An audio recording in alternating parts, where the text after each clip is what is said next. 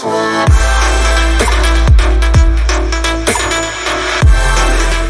kamu yang merasa berat saat kuliah, apakah pernah berpikir bahwa kamu salah jurusan? Atau memilih jurusan bukan berdasarkan keinginan dan minat kamu sendiri, melainkan mengikuti orang tua kamu? Nah, simak baik-baik video ini ya, karena akan ada hal-hal yang dapat kamu lakukan saat kamu berpikir bahwa kamu salah jurusan.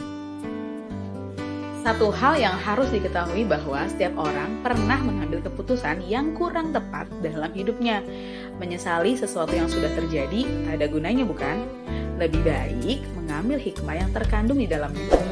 Jangan terus menyalahkan diri sendiri. Lakukanlah apa yang bisa kamu lakukan. Ketika kuliah tidak sesuai dengan yang diminati atau tidak sesuai dengan kemampuan, tentu akan berdampak tidak bagus. Pertama, akan berdampak pada psikologis. Karena mempelajari hal yang tidak sesuai dengan minat dan kemampuan tentu akan menjadi beban dan sangat tidak menyenangkan jika dipaksakan. Belajar karena terpaksa akan menyebabkan otak sulit mencerna, karena biasanya akan dibarengi dengan luapan emosi seperti marah, kesal, ataupun sedih.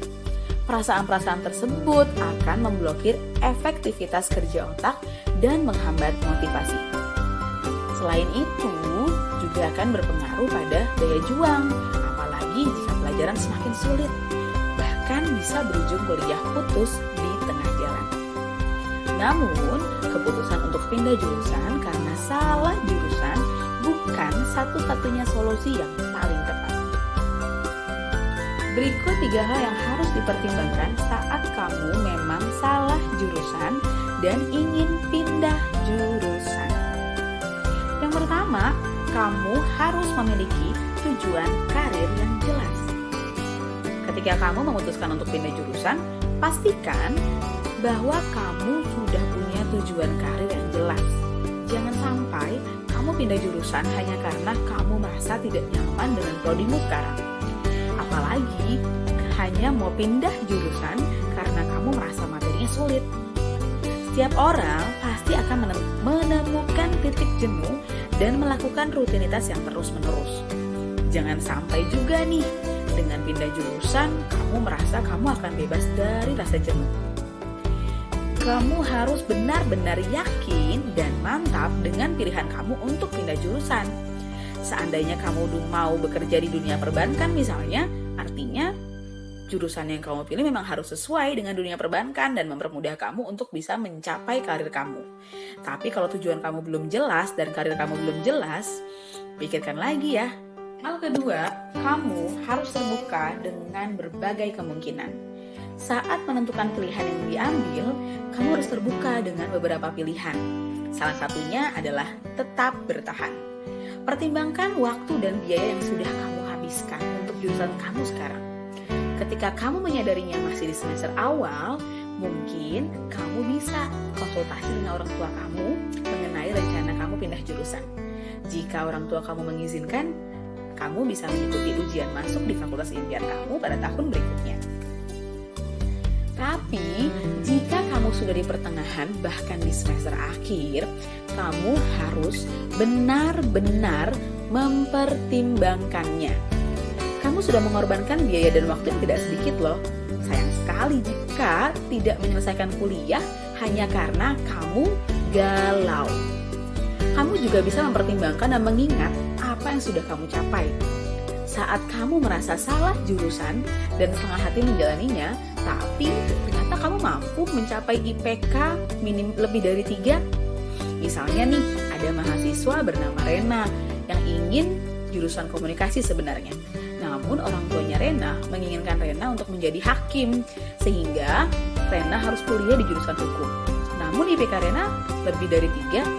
Nah, walaupun Rena bukan menjadi mahasiswa yang terbaik, namun Rena berhasil menjadi kebanggaan orang tuanya.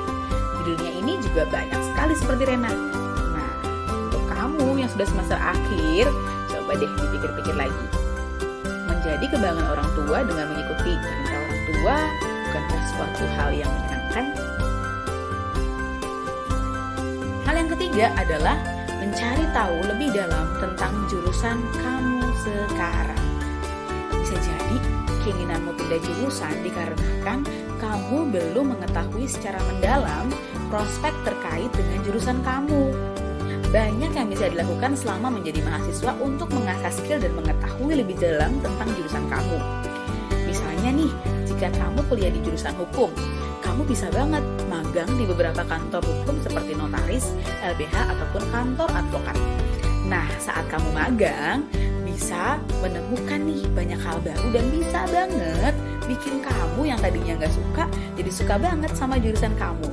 Begitupun dengan jurusan lainnya ya. Boleh deh dicoba buat kamu yang masih belum tahu tentang dalam jurusan kamu yang sekarang. Lebih daripada kamu pindah jurusan, lebih baik kamu tekuni dan kamu dalami jurusan kamu yang sekarang. Saat kamu merasa terjebak di jurusan yang salah, sebaiknya tetaplah bertahan. Hadapi segala tantangan yang ada dan jalani dengan ikhlas. Karena kehidupan mendatang, terkadang kamu harus menjalankan sesuatu yang tidak kamu senangi. Begitu banyak orang yang tidak seberuntung kamu loh, yang bisa menikmati pendidikan di perguruan tinggi. Jadi tak ada alasan lagi bagi kamu untuk malas kuliah gara-gara kamu merasa salah jurusan. Tetap semangat buat kamu yang sudah kuliah di jurusan kamu sekarang. Buat kamu yang belum kuliah di tahun ini atau yang akan menuju ke jenjang perkuliahan, tentukan jurusan kamu yang paling sesuai dan paling bisa kamu maksimalkan. Oke?